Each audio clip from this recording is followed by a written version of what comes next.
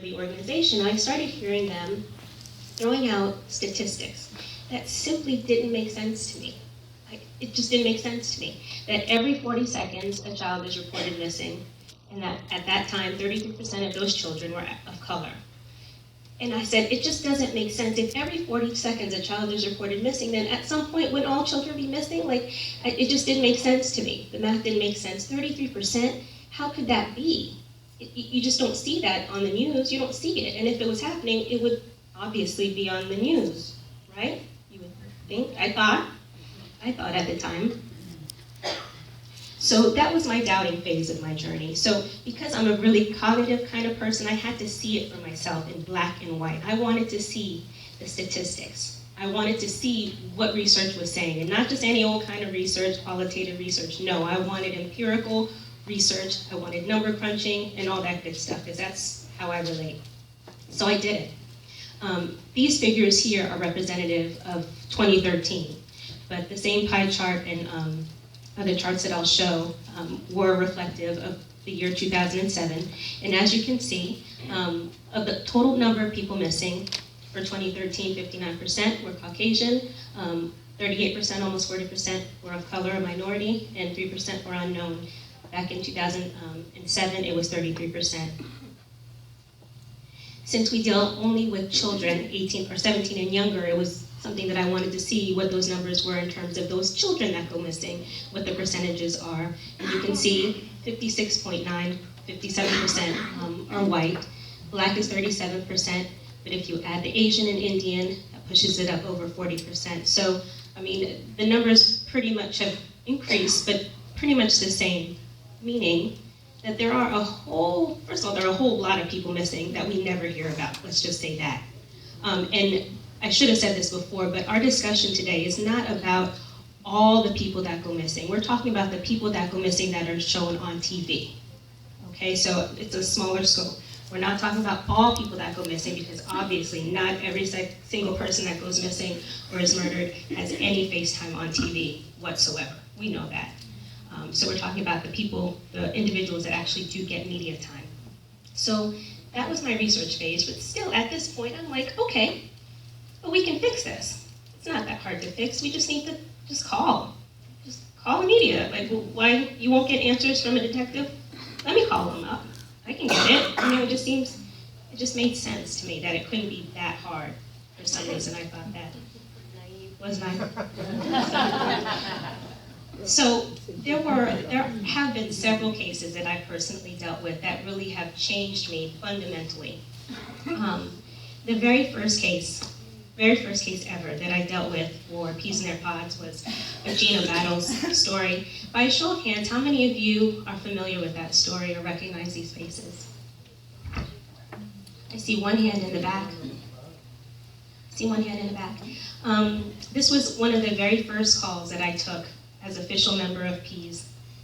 And I was talking to this mom, trying to get information, try to get her information out there.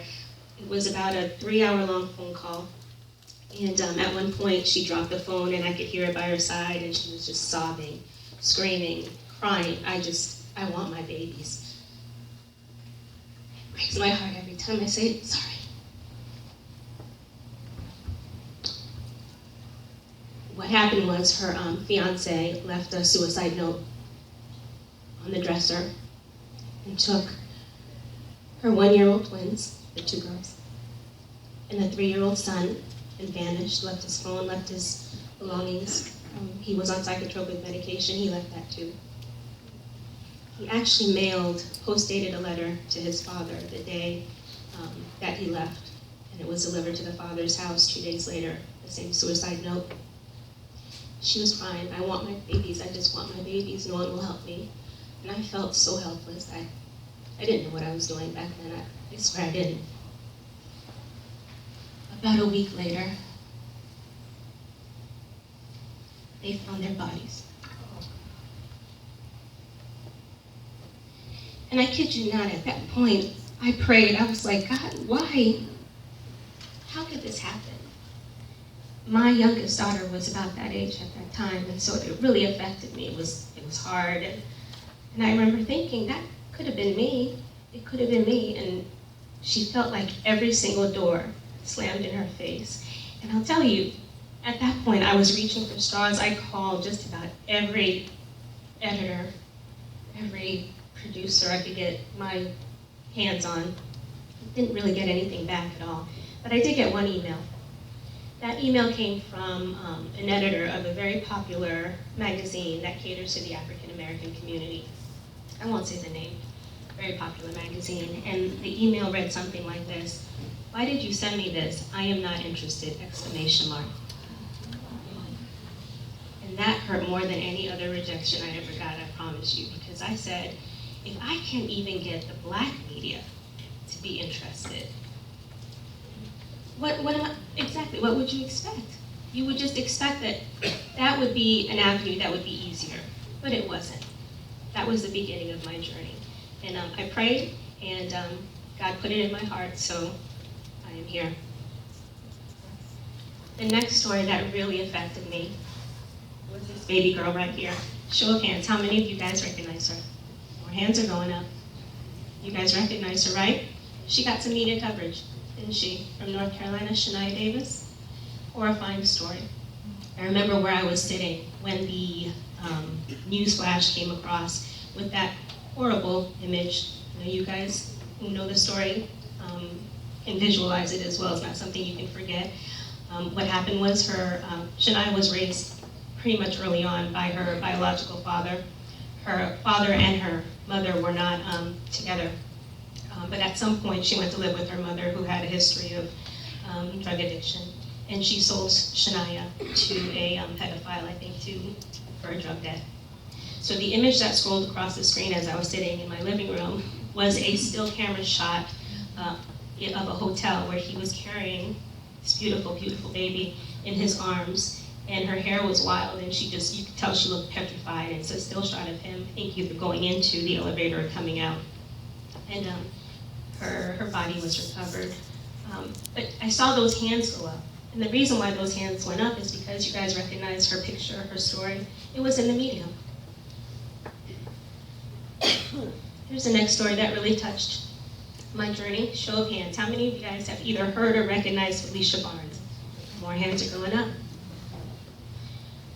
Of all the stories that I just shared, Felicia is the one that got the most media coverage. She got national coverage, international coverage. Her story really resonated with the nation. She was dubbed the girl next door. She did everything right. Straight A student going to college, good girl, leaves North Carolina to go visit her family in Maryland and disappears after Christmas. And her body was recovered sometime later. But those hands went up. You guys recognize her because of the media coverage, right? This one you guys probably won't know, but out of curiosity, how many of you guys are familiar with Anicia Williams? I know my angels know her. Anicia Williams is out of Atlanta, Georgia. Her mom and grandmother called Peas, because she had met somebody online, and she met up with this person at the Mall of Georgia and just disappeared, and they were frantic. So by this point in the journey, we'd ironed out all the kinks. We knew more what we were doing. We had a plan action. We had media contacts. We really knew what we were doing. And so we just hopped right on it. And so what we did is we organized, and we did what we call a honk. And we're going to talk about that. I'm going to bring up my colleagues in the back there to talk more about it in just a minute. But we did a honk, and basically it's a gathering where we hand out the flyers, we have posters, and we did it where she went missing.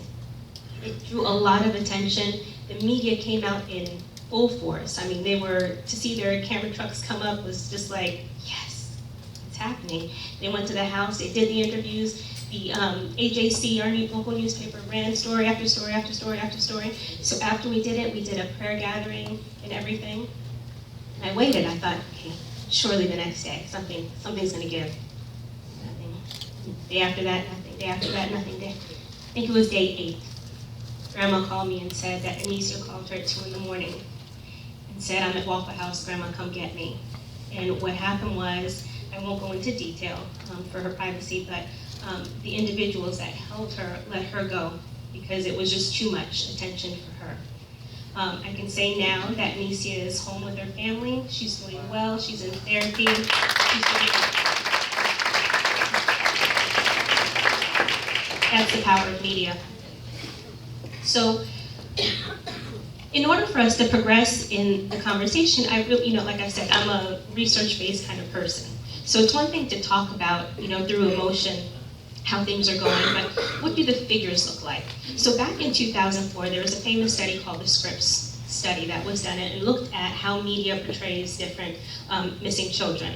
And so they did a report on 162 kids in the year 2004, and they found that white children accounted for 67% of the Associated Press's missing children coverage, and for 76% of CNN's coverage.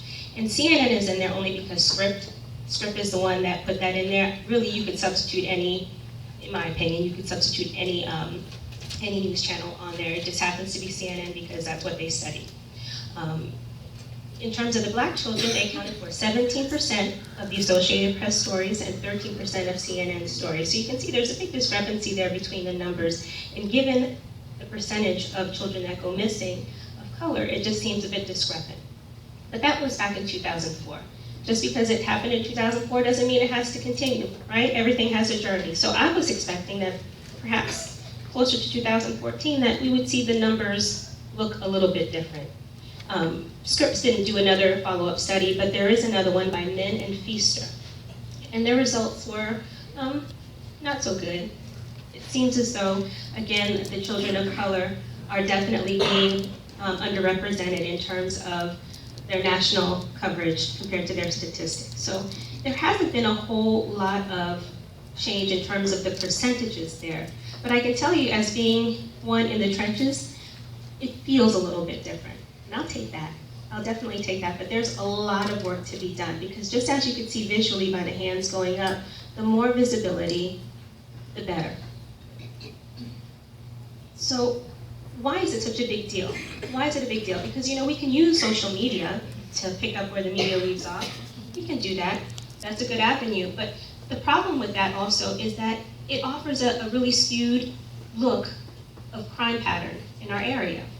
If what you're seeing on the news really does represent what's going on around you, then you don't really have a good gauge for that. And the problem with that is that it derails the prevention model. And as a psychologist, this is so paramount to me, because the prevention model is what allows us to help our children, train our children to recognize danger. If you don't have a perceived threat in your environment, then you're less apt to have those discussions with your children or with your neighbors, right? Case in point, here in Atlanta, there were 4 attempted child abductions in Metro Atlanta in the past month. 4 in Metro Atlanta. All 4 children escaped, luckily. But there were 4 attempted abductions. A couple months ago, this hit very close to home, about maybe 1/8 of a mile from my house, there was an attempted abduction in sight of the school. Now, had that not been on the news, I wouldn't have known about it, right? How would I know? And I wouldn't have made careful attention to reiterate all the things that I normally do with my kids on that day, or tell the neighbor and do all that to initiate our community watch and that sort of thing. So if there's no perceived threat, the preventative model is derailed, and that's what's important. And then lastly, it makes families of color feel less valued. And I might add, though, also that Hispanic children have the least amount of media coverage overall. So I definitely wanted to share that. So yeah, social media is our friend. When we have no place else to turn, of course, social media is phenomenal. My buddy did a wonderful breakout piece on social media and how you can use it effectively. And for our organization, we have definitely used it to the most. The second thing, am I doing on time, guys? A few more minutes. The next thing that has been really big for us is partnering. Partnering helps visibility as well. You can't do it alone, right? No matter who you are, you simply can't do it alone. So we have aligned ourselves with a number of organizations. One of them is actually here with me today, and it's actually a sheer coincidence. We both came, and we didn't know that we were both coming, but we work in collaboration, and that is the Baltimore Guardian Angels. You guys have seen them. They're walking around with their berets. Where are you guys? Come on. Come on.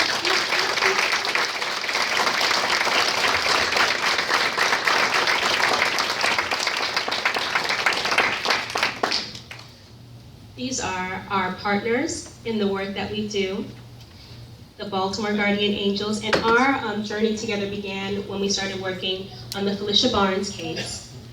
They did pretty much all the groundwork in Baltimore for Felicia Barnes. And so one of the ways that they have really affected Peas is they started this initiative called the Honk. And so we've taken that on and we've used that for Peas as well. Anicia, the one that I told you disappeared at the mall, we did a honk for her where we held up signs, big posters of her face, handed out those flyers. It caused a traffic jam, but who cares? A traffic jam, we'll take it, but she came home because we made a lot of noise. And so I want to go ahead and turn my mic over. I don't like giving up my mic. That's right. I'm gonna give, this is the commander for the Baltimore Guardian Angels. If you could just tell them what you do and then tell them about the honk coming up, okay? I want to thank everybody here, the instructors, the families, the volunteers for what you do. This is tremendous, and we learned a lot just being here. Like Gaétane said, I'm the chapter commander for the Guardian Angels. I'm going to introduce my assistant chapter commanders, Crush. We have Taz and Jazz over here. And one of the things that Gaétane talked about when she talked about the honk campaign is, and we talked about in one of the classes, that this thing draws tremendous attention. And it's so busy now in Baltimore that when we do a honk, the police say, hey, we need you guys to come out and do the honk thing. But they actually come out and direct the traffic because you will literally stop it. You got horns blowing, yeah. So, like you see, we used the Atlanta Guardian Angels to go out and help Gaétane with her honk, and I think our first national honk campaign, we figured we'll put this thing together. We'll use every angel chapter across the country, all the missing person advocacy groups, and what we'll do is we'll do the honks on the same day, at the same time, and everybody hits the media. I think last year we did maybe 10, 12 states. Yeah. Now, you talk about the race issue. I want to introduce you to Crush. Crush came to the Guardian Angels by way of her own organization called Remember Marie, which profiled missing, murdered women and children. So minority is a big deal. And a lot of the stuff that we do in Baltimore, we have, Baltimore, 235 homicides last year, maybe 90% black on black crimes, but even the police departments are coming together and saying, dude, can you guys do a honk? We did a honk in the snow one time. We've done a lot, the first Navy man that was killed, so the honks work. So what I want to finish up is saying, you can see Jazz, who has the honk packet. You can also contact the Guardian Angels and Peas, and we have one joint email address that's on the packet. It'll go to both of us. But what we want to do is ask you to join that honk. If you have a family member, a friend, a neighbor, anybody who's been missing, we'll send you everything you need. The packet that you will get via email explains how to do it, what to do. We're also going to have the Guardian Angel in your state meet up with you, and they're going to help you guys as well. From the signs to the doing it to media attention to law enforcement, we're going to help you every step of the way. But if we can all get together in whatever state it is you live in, at the same day, at the same time, per your time zone, and we have this honk event, believe me, every news station is going to say, oh, they can't miss it. How can they not show up? They're not going to miss that boat. So, like I said, we're going to get in touch with you, get in touch with Jazz Wave. So you can email her, she'll send you all the information, we'll walk you through it. But this honk's a good thing. Do you have anything real quick? When and where? When and where? I don't want to take any more of your time. I know we're running a long time, but the honk this year is Sunday, June 1st, from 1 to 3:30. Again, that's Sunday, June 1st, from 1 to 3:30. Like Gaétane and Strine said, these honks do work. And for those of you who have a missing loved one, if you know somebody's out there missing, the media may not be contacting you, but like I tell a lot of these families, I talked to Anicia Williams' grandmother on the phone, email night after night. One of her biggest concerns was the media was not contacting her. Why would they not profile her granddaughter's story? And I said, you don't have to wait on them anymore. We have a tool now that you can use at your disposal. The internet, everybody's on the internet all the time, 24/7. It's not like TV, turn your TV off eventually. Some of us may sleep with the TV on, but we're not cognizant of what's on it. But you have your phone in your hand. You know, you have a tablet, you have your laptops with you. The internet is always on 24/7. Use that tool to your advantage. You don't have to wait now for Channel 11, Channel 2, Nancy Grace, whoever, to contact you about your missing loved one. You have the internet now to reach thousands, millions. You know, this is global, but the haunts, they do work. You can raise awareness for your own missing family and friends now. So definitely reach out to Jazz, you know, Gaétane, Strata, myself, anybody about the haunt. And thank you for having us.